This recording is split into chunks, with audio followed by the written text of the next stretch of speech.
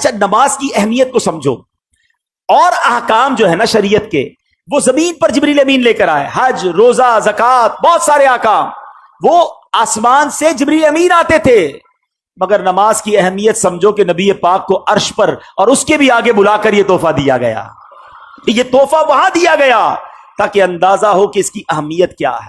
مگر جب میرے آقا واپس آ رہے ہیں تو حضرت موسیٰ علیہ السلام سے ملاقات ہوگی کہ اے محمد صلی اللہ علیہ وسلم رب کی بارگاہ سے کیا لائے ہو؟ پیارے آقا فرماتے ہیں کہ مجھے 50 نمازیں میری امت پر فرض کی گئی ہیں۔ حضرت موسیٰ کہتے ہیں اے محمد صلی اللہ علیہ وسلم اب واپس جائیے، کم کروا کر لائیے، میں نے بنی اسرائیل میری قوم کو دیکھ لیا ہے، یہ 50 نہیں پڑھ سکیں گے۔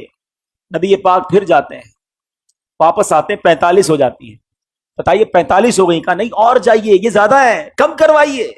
پھر جاتے ہیں 40 ہو جاتی ہیں، پھر جاتے ہیں 30 35 30، آپ عرض کرتے رہے، پیارے آقا جاتے رہے۔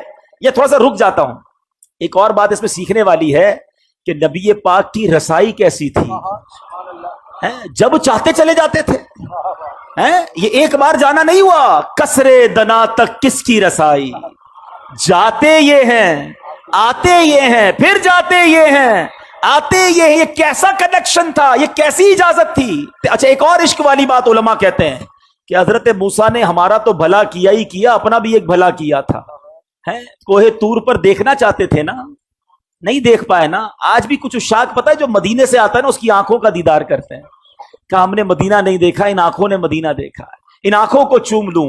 حضرت موسیٰ پیارے آقا کی ان آنکھوں کو دیکھنا چاہ رہے ہیں، حضور ذرا پھر دیکھ کر آئیے، میں پھر آنکھیں دیکھ لوں، آپ پھر اللہ کی بارگاہ میں جائیے، میں پھر آپ کی آنکھیں دیکھوں۔ بار بار نبی پاک جا رہے ہیں، آخر 5 ہو گئیں۔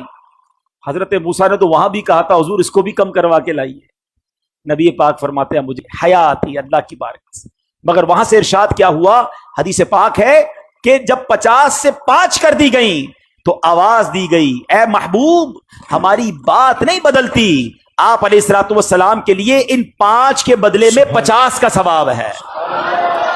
اے مسلمانوں یہ تحفہ معراج کی رات ملا ہے۔ ایک اور عقیدے کی بات، عشق کی بات ہے، لوگ کہتے ہیں دنیا سے پردہ فرمانے کے بعد کوئی مدد نہیں کر سکتا، نمازیں وہ 5 پڑھتے ہیں، ہاں بھائی 50 نہیں پڑھتے۔ یہ مدد کس نے کی تھی، یہ مشورہ کس نے دیا تھا؟ حضرت موسیٰ علیہ السلام نے، وہ تو پردہ فرما چکے تھے۔ تو اگر مدد مانگنا غیر اللہ سے اور وہ بھی دنیا سے چلا گیا غلط ہے تو پھر ان لوگوں کو تو 50 پڑھنی چاہیے۔ ہم تو مانتے ہیں بھائی کہ اللہ والے دنیا سے جانے کے بعد بھی مدد فرماتے ہیں۔